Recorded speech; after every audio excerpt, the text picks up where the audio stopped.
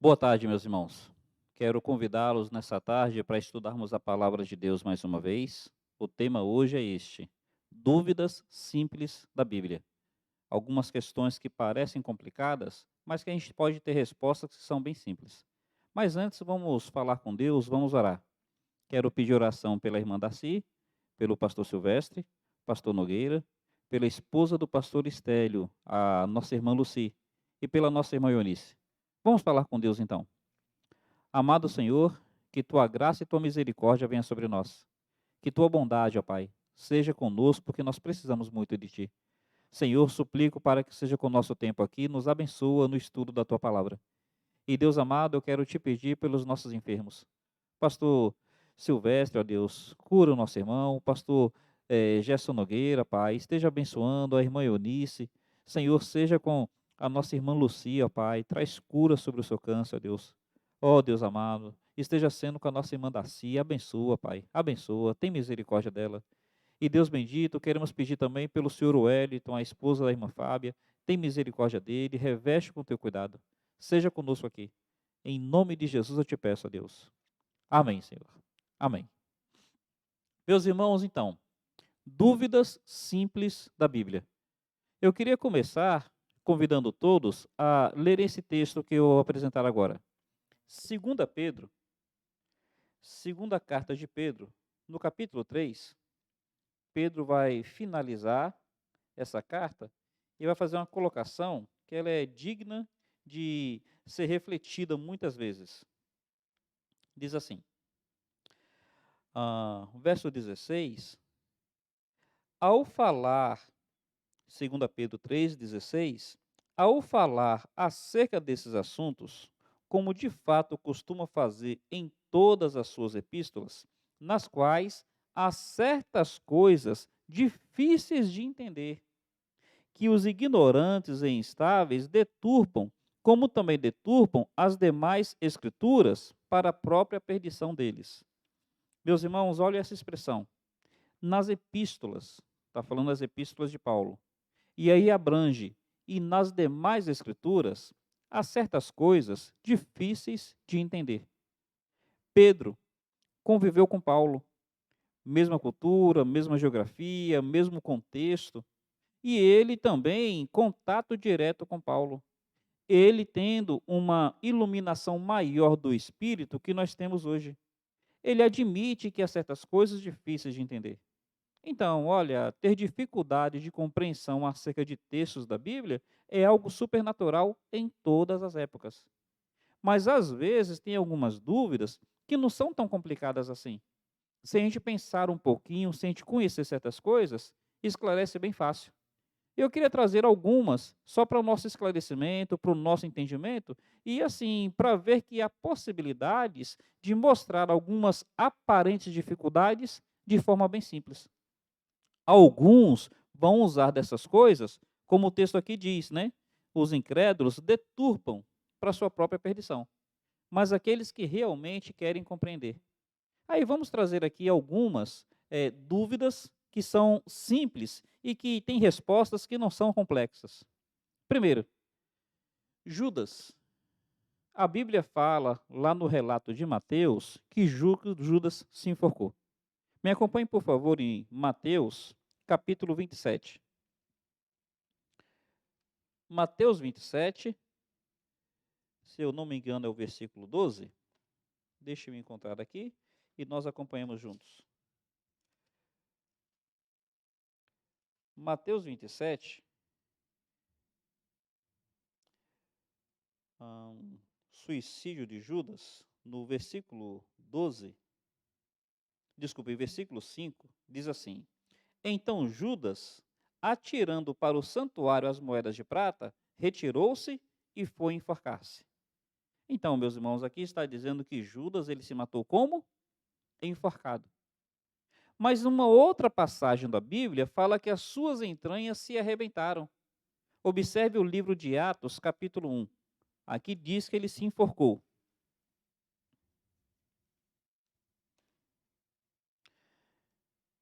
Judas, Atos, capítulo 1, vai trazer uma outra informação. em Atos capítulo 1 vai dizer assim, quando Pedro vai levantar-se para colocar alguém no lugar de Judas. Diz assim, capítulo 1: Ora, este homem, se referindo a Judas, adquiriu um campo com o preço da iniquidade, e precipitando-se, rompeu-se pelo meio, e todas as suas entranhas se derramaram. Bom, ele se enforcou, ou diz que ele se precipitou e pelo meio, e as suas entranhas se derramaram. Vamos entender um pouco? Esse verso aqui vai concordar que Judas se matou, mas a forma como Judas se matou parece ser diferente de ter se enforcado. E assim, nem dá para imaginar no nosso contexto como é que foi isso. Precipitou-se pelo meio, suas entranhas se derramaram.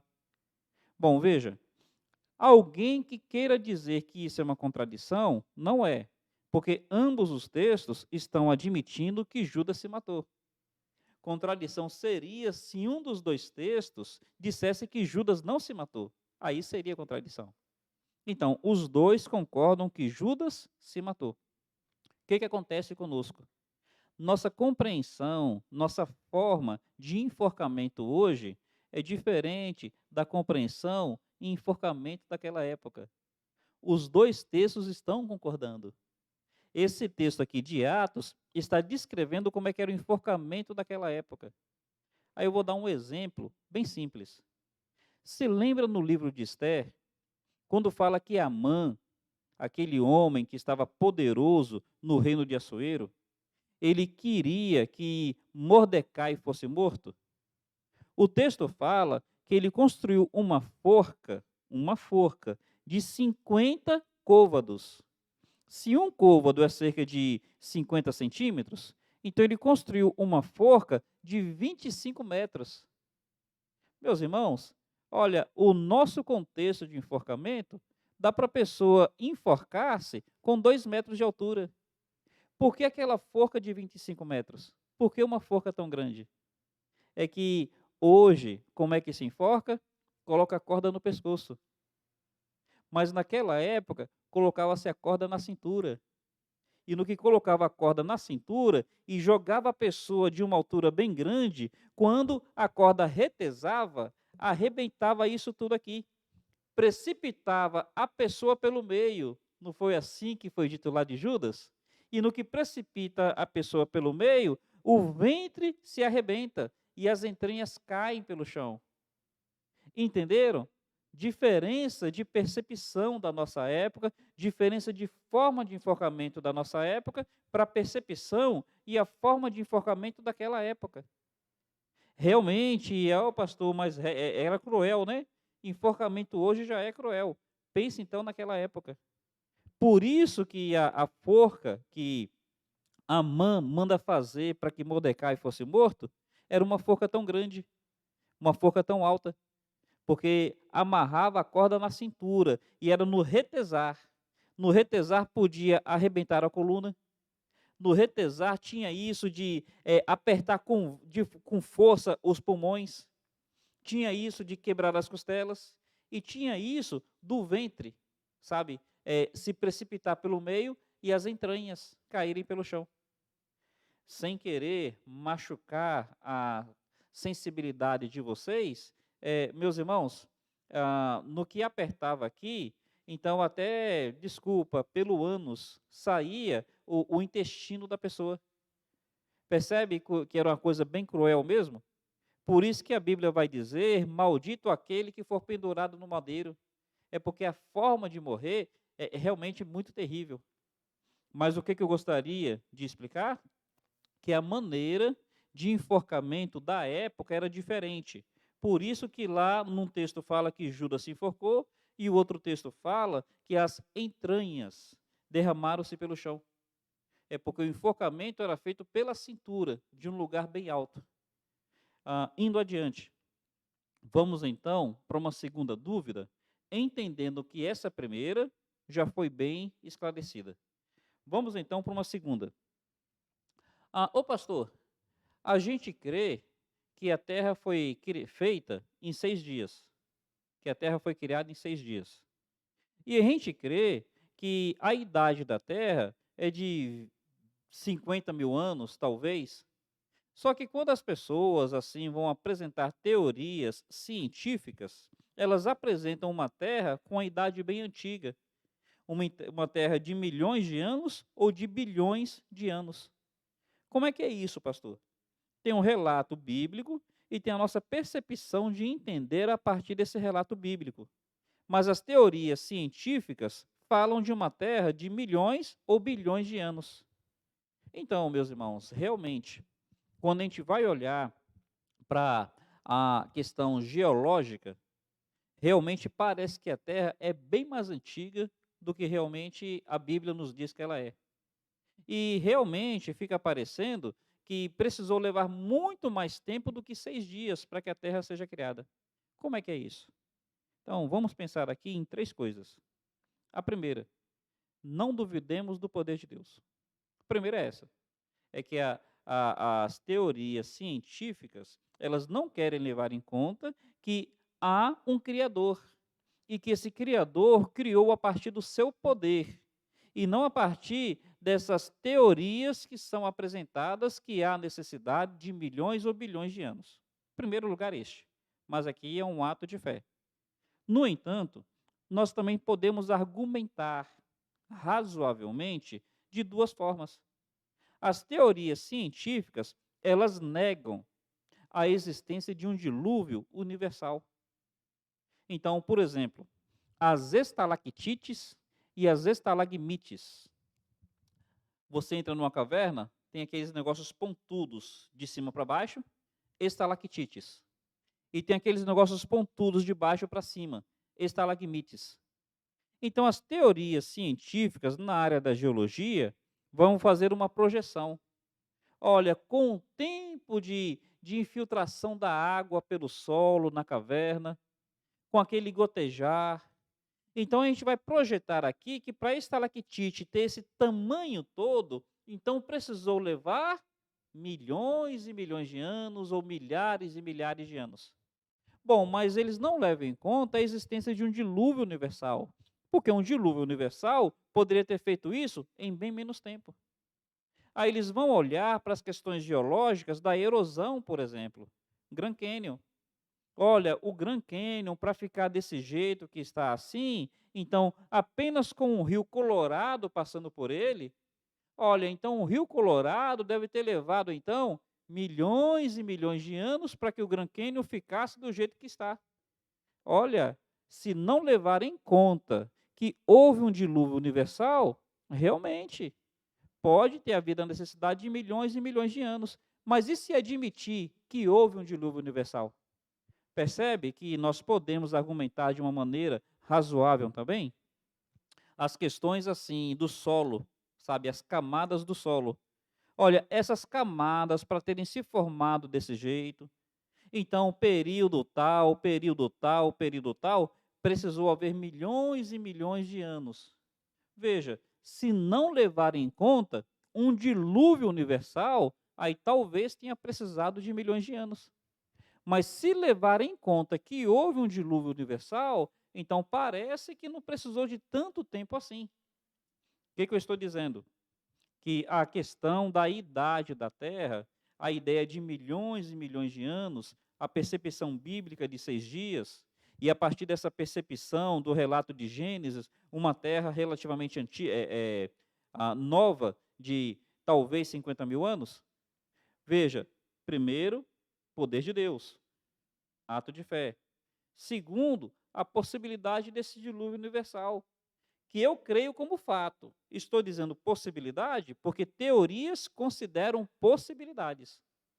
E a terceira razão, meus irmãos, a Bíblia fala que Adão, quando foi criado, ele já foi criado adulto.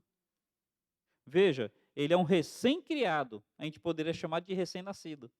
Mas mesmo sendo recém-criado, colocação de recém-nascido, ele já foi criado adulto. O que se chama isso daí? Idade aparente. Ele foi criado adulto, então a aparência que ele deveria ter era de 30 anos, 40 anos. Naquela época, naquele contexto, não havia envelhecimento. Então, qual a idade que ele aparentava ter? Ele não aparentava ser um bebê. Ele não aparentava ser um recém-nascido como nós vemos o recém-nascido hoje. Ele aparentava já ser um adulto, mesmo tendo sido criado naquele dia. Então, assim como Adão foi criado com uma idade aparente, aparentava ter 30, mas acabou de ser criado, olha, a Terra tem uma idade aparente. Ela tem uma idade de aparência de milhões de anos, mas ela foi criada não em milhões de anos. O que eu estou dizendo aqui? Que algumas dúvidas que as pessoas apresentam, olha aquele texto lá de Pedro de novo, que há textos difíceis de entender nas Escrituras, que os indoutos deturpam para sua própria perdição. Olha, esses textos, nós temos algumas possibilidades que devem ser levadas em conta também. A questão da idade aparente se aplicou para Adão, isso é fato. Ele já foi criado adulto, recém-criado, mas aparentando ter seus 30 anos. No entanto, recém-criado. Da mesma maneira a terra. Pode ter sido criada com uma idade, com uma aparência de idade antiga, mas recém-criada. Percebe aí possibilidades para a gente levar em conta? Gostaria de ir para uma terceira. Ô pastor, a Bíblia vai falar do dilúvio, e como é que foi esse negócio aí dos animais estarem na arca e o leão não ter comido a ovelha? Como é que é isso daí? Meus irmãos, abram por favor em Gênesis capítulo 9. Gênesis capítulo 9. Aqui é pós-dilúvio. Então, assim que Noé sai da arca, Deus vai fazer uma aliança com Noé e Deus vai dizer algo muito importante. Gênesis capítulo 9. Versículo 8, ele diz assim: Disse também Deus a Noé e a seus filhos: Eis que estabeleço a minha aliança convosco e com a vossa descendência, com todos os seres viventes que estão convosco, tanto aves ou animais domésticos e os animais selváticos que saíram da arca e com todos os animais da terra. Estabeleço a minha aliança convosco, não será mais destruída a carne. Mais embaixo, ele vai dizer algo muito importante. Desculpe, meus irmãos, era um pouco acima. Era um pouco acima. Versículo 3, ele diz: Tudo que se move e vive, ser-vos-á para alimento. Como vos dei a erva verde, tudo vos dou agora. Percebe que é só no capítulo 9 de Gênesis que Deus fala que a partir dali os animais, o homem, poderia praticar, seria carnívoro. Então, observe de novo, verso 3: Tudo o que se move e vive ser-vos-á para alimento. Como vos dei a erva verde, tudo vos dou agora. Antes do dilúvio, os animais eles eram herbívoros e o homem era herbívoro. Depois do dilúvio, é que começa a ver isso daí que a gente chama de cadeia alimentar. Essa cadeia alimentar, onde o mais forte acaba se alimentando do mais fraco, só aconteceu após o dilúvio. Então, antes do dilúvio, leão era herbívoro, urso era herbívoro. Alguém vai dizer, pastor, quem não é crente, né? O indulto, vai dizer, pastor, você está enxergando demais. Estou te falando como é que a Bíblia ensina. E olha, para quem acha que isso daqui é demais, a Bíblia fala que no milênio, mais uma vez, o leão e o urso voltarão a comer palha como o boi. Então, é o que a Bíblia ensina.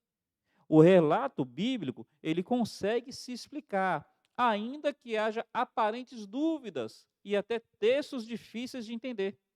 Percebe então como é que o leão não comia a ovelha ou o boi?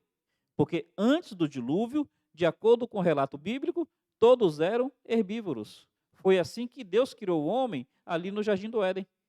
Apenas herbívoros. Indo um pouco além.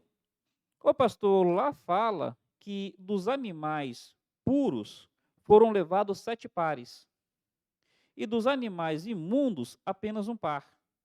Então, um par, macho e fêmea, né, ou um casal. Então, animais puros, 7 casais. Animais impuros, apenas um casal. Por que isso? Por que então que puro 7 casais e impuro um casal? O objetivo desses animais na arca é para que a espécie pudesse ser disseminada, multiplicada após o dilúvio. Então, esse era o objetivo. Por que, que os animais puros eram 7 pares e o impuro, um par? Primeiro vamos pensar o que é um animal puro. O gado, o boi, a vaca, puro. Então, boi, vaca, 7 pares. O cachorro, impuro. Cachorro, então, só um par. Cavalo e égua são puros, 7 pares. O porco e a porca são impuros, apenas um par. Qual é a diferença da procriação entre o gado e o cachorro?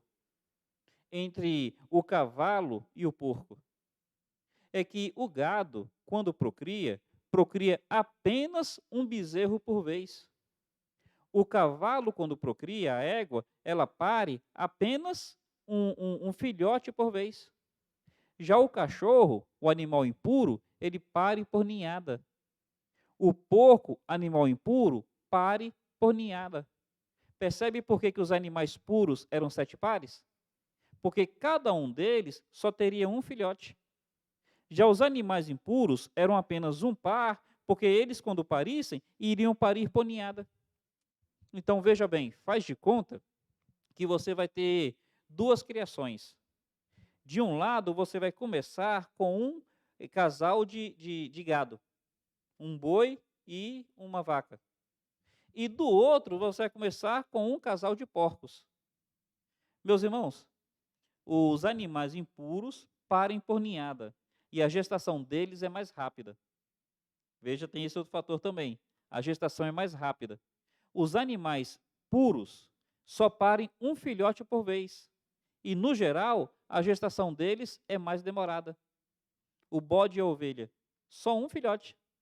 Então, se você tivesse as 2 criações, qual das 2 você acha que se multiplicaria mais rápido? A do gado, tendo apenas um casal, ou a do porco, tendo apenas um casal? Claro que é do porco, porque pare por ninhada e se multiplica mais rápido. Por isso que os animais puros, 7 pares. Os animais impuros, apenas um par. Espero que essa outra dúvida também tenha ficado mais ou menos esclarecida. O tempo permite, eu gostaria de entrar aqui em mais 2 questões. E a existência dos dinossauros? Ô pastor, como é que é isso daí? Como é que foi esse negócio de dinossauro? A gente ouve dizer que foram de milhões e milhões de anos atrás. Mas a gente olha para a Bíblia e a Bíblia fala que a Terra foi criada em 6 dias. Como é que é isso? Dinossauro entrou na arca? Então, meus irmãos, vamos pensar aqui em possibilidades?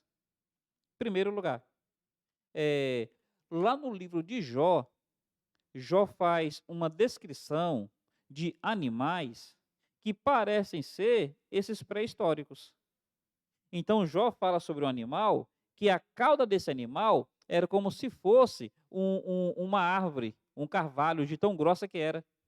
Quer dizer, esse animal parece ser descrito como brontossauro, aquilo que hoje é conhecido como brontossauro, porque Jó descreve esse animal com a cauda grande, a cauda como a do carvalho, que até derrubava cedros, e fala que esse animal vivia na água. Percebe aí? Possivelmente o brontossauro. Indo além. Ô pastor, como é que esses animais entraram na arca? Percebe que Jó está dizendo que esse animal vivia na água? Se o animal é aquático, por... a tal da inteligência artificial disparou o celular de novo. Quando eu preciso, ele não dispara, mas quando eu não preciso... Então, considerando ainda, Jó fala que esse animal, uma descrição do que hoje a gente chamaria de pré-histórico, Jó fala que esse animal vivia na água. Olha, se o dinossauro vivia na água, para que o dinossauro precisaria entrar no dilúvio para escapar do dilúvio? Entrar na arca para escapar do dilúvio? Tubarão não precisou entrar. Baleia não precisou entrar. Por que um animal aquático como esse que Jó descreve precisaria? Ô pastor, mas nem todos os dinossauros são aquáticos, é verdade. Então vamos lembrar, alguns dinossauros eram aquáticos ou eram anfíbios, poderiam viver tanto na água quanto na terra. jacaré, por exemplo, crocodilo, não entraram na arca, porque são anfíbios, poderiam viver na água. Mas então vamos pensar nos animais que talvez precisassem entrar na arca.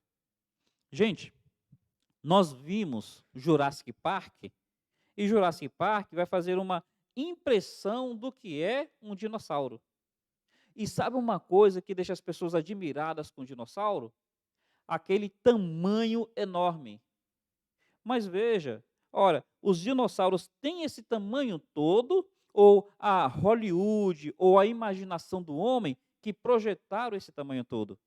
Primeira coisa para a gente pensar. Como é que eles imaginaram esses animais? Eles encontram um osso e a partir desse osso eles vão imaginar. Ora, se o fêmur é desse tamanho, bom, baseado no tamanho do fêmur, então o corpo vai ter tal tamanho. Então eles fazem uma projeção, mas muitas vezes eles nunca nem viram o animal. Nunca viram o animal, né? Nunca viram um esqueleto completo de alguns desses animais que eles dão metros e metros de tamanho. Aí só para você ter uma ideia, faz de conta que ninguém nunca viu um tucano. Então faz de conta, você nunca viu um tucano. Ninguém sabe como é que é o tucano. E de repente você encontra o bico de um tucano. Você nunca viu o tucano, mas você encontrou o bico. Ninguém sabe como é que é um tucano. A partir do bico, que tamanho você daria para o tucano? Percebeu a lógica, a comparação? Se eu nunca vi um tucano e eu pego um bico de um tucano, eu vou falar, olha, diante desse bico, qual deve ser o tamanho da ave que tinha esse bico? Veja, meus irmãos, o bico de um tucano é mais ou menos um palmo. Só que o corpo do tucano é menor do que o bico, ou se muito, do mesmo tamanho do bico. Você não imaginaria o tucano do tamanho do bico, você imaginaria o tucano bem maior do que aquele bico. Concorda? Então, muitas vezes, as projeções que as pessoas fazem do dinossauro, olha, é exagerada. Mas veja, além disso, duas outras coisas para a gente pensar. Noé ia pegar os animais e levar para a arca para que esses animais eles procriassem depois. Se apenas o objetivo é procriação, você levaria os animais adultos ou os animais filhotes? Como é que você levaria? Você pegaria o boi e a vaca e você levaria 7 pares ou 7 casais adultos ou 7 casais filhotes? Porque o adulto ocupa mais espaço, o adulto come mais e o adulto vai ter menos tempo de vida depois. Um boi vai ter mais espaço do que um bezerro, vai comer mais do que o bezerro e vai viver menos tempo do que o bezerro. Então, você levaria o animal adulto ou o animal filhote? Então, veja, outra coisa para a gente pensar. Algo além para a gente considerar também. Dinossauro, dino quer dizer grande e sauro quer dizer lagarto. Então, dinossauro é lagarto grande. Uma das coisas que a gente sabe dos anfíbios é que os anfíbios, enquanto estão vivos, estão crescendo. Então, eles trocam de pele, né? Não é assim com a sucuri, por exemplo? É o anfíbio ou a réptil, desculpem. O fato é que a sucuri, ela chega até 12, 13 metros. Tem relatos até mais exagerados, só que eu fico na dúvida de ser relato de pescador. Mas nós sabemos que enquanto elas estão vivas, elas estão crescendo. Aí imagina essa espécie que hoje a gente chama de dinossauro. Enquanto está viva, está crescendo. Antes do dilúvio, a expectativa de vida na Terra, porque havia uma camada, sabe, de firmamento que provocava um efeito estufa, daí os homens, antes do dilúvio, viverem 900 anos. Então imagine esses animais, enquanto estão vivos, estão crescendo antes do dilúvio. Eles assumiam tamanhos enormes. Mas depois do dilúvio, a expectativa de vida desceu drasticamente. Por isso que esses animais pararam de crescer tanto, foram acabando entrando em extinção. Estou falando aqui sobre possibilidades. E essas possibilidades, vocês hão de convir que são razoáveis. São bem razoáveis. Qual a expressão do texto? Passagens difíceis de entender, que os indoutos distorcem para sua própria destruição. Estou apenas falando sobre possibilidades. Quero trazer uma última, para a gente encerrar. Nosso tempo está se esgotando, então uma última passagem da Bíblia que é difícil e os indoutos, às vezes, deturpam para a própria destruição. Abre, por favor, 1 Pedro, capítulo 3. 1 Pedro, capítulo 3.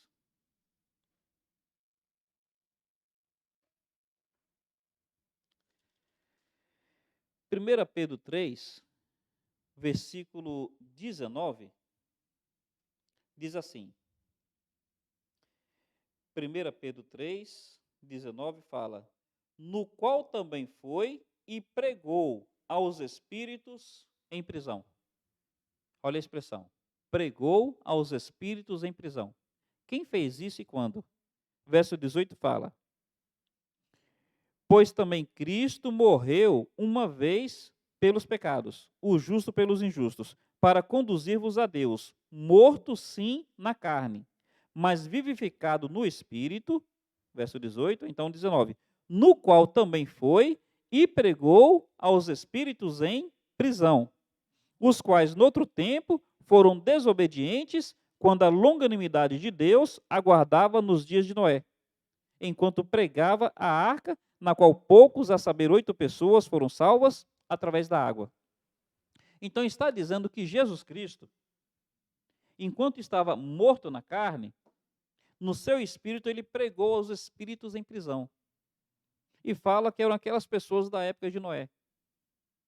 O que quer dizer isso daí? Pregou aos espíritos em prisão. Quer dizer que depois de morto a pessoa ainda tem a oportunidade de salvação? À primeira vista, algumas pessoas podem ir por esse caminho, e alguns têm ido. Meus irmãos, eis aí um texto que pode parecer difícil, mas que também tem a sua explicação. Quando fala pregou, nós automaticamente associamos com evangelizar. Só que no grego tem duas palavras para pregar. Uma é evangelizomai, que realmente quer dizer anunciar boas novas. Se o texto estivesse escrito que ele evangelizou os espíritos em prisão, aí realmente nós poderíamos pensar, olha, depois de morto, ainda pode anunciar as boas novas. As boas novas ainda podem alcançar o defunto. Se fosse evangelizomai, se fosse evangelizou os espíritos em prisão. Mas, meus irmãos, além dessa palavra evangelizomai, tem uma outra que se chama querigma. Querigma quer dizer proclamar, anunciar, deixar claro algo que aconteceu. Então, essa expressão pregou no grego não é evangelizomai, anunciar boas novas. Não é. Essa palavra no grego é querigma, é proclamou, anunciou, deixou claro. Jesus, quando morreu pelos pecados, não é isso que diz o verso 18? Ele foi e anunciou a todos aqueles que rejeitaram. Olha, vocês rejeitaram a oferta de perdão. Eu estou aqui anunciando a vocês que o perdão prometido aconteceu. Eu estou aqui dizendo para vocês que a rejeição que vocês fizeram, achando que não aconteceria, vocês se enganaram. Aconteceu. Vocês perderam a oportunidade definitivamente. A ideia é a seguinte: naquela época, quando um general ele estava indo em batalha, ele anunciava a chegada dele às cidades pelas quais ele estava passando. E aquelas cidades tinham uma de duas responsabilidades. Ou apoiava a investida militar daquele general, apoiava, entendendo que aquele general seria vitorioso, ou não apoiava, porque não queria se envolver com aquele general. Olha, se você perder a guerra, então a gente vai perder junto com você. Então a gente nem te apoia. Então, uma dessas duas possibilidades as cidades poderiam fazer. Quando o general voltava vitorioso, ele chegava nas cidades que o apoiavam, e anunciava suas vitórias. Olha, eu fui vencedor, você é vencedor comigo. E ele chegava nas cidades que não o apoiaram e anunciava a sua vitória. Eu fui vencedor. Você não quis me apoiar, você não é vencedora comigo. Percebeu? Então a ideia de pregou aos espíritos em prisão, ele está dizendo: olha, vocês não creram. Vocês hoje não são vencedores comigo. Eu estou aqui anunciando a minha vitória, da qual vocês não são participantes. Perceberam qual é a expressão de pregou a espíritos em prisão? Aí, meus irmãos, como é que eu quero encerrar essa palavra de hoje? A Bíblia é um livro maravilhoso. Realmente, a mente humana não conseguiria criar um livro igual à Bíblia. Realmente é a palavra de Deus. Agora, tem passagens que são difíceis de entender? Pedro falou que tinha, na época dele, ele conviveu com Paulo. Nós que estamos tão distantes, é claro que tem passagens que são difíceis. No entanto, eu posso dizer para vocês, tem algumas dúvidas que não são tão complexas, não. As respostas são simples. Ou existem respostas. E em outros casos, ainda que não haja uma resposta tão clara, mas existe também possibilidades bem razoáveis. Os indoutos deturpam. Mas, meu irmão, creia, nem tudo a gente vai conseguir explicar. Mas lembre, aquilo que a gente consegue explicar não é verdade, então, já que aquilo que é possível explicar nos convence, aquilo que nós não conseguimos explicar, olha, posso não entender, mas se a Bíblia está dizendo, eu creio. Em nome de Cristo, fortaleçamos mais e mais a nossa fé no Senhor. Deus o abençoe, muito obrigado pela atenção, vamos falar com Deus.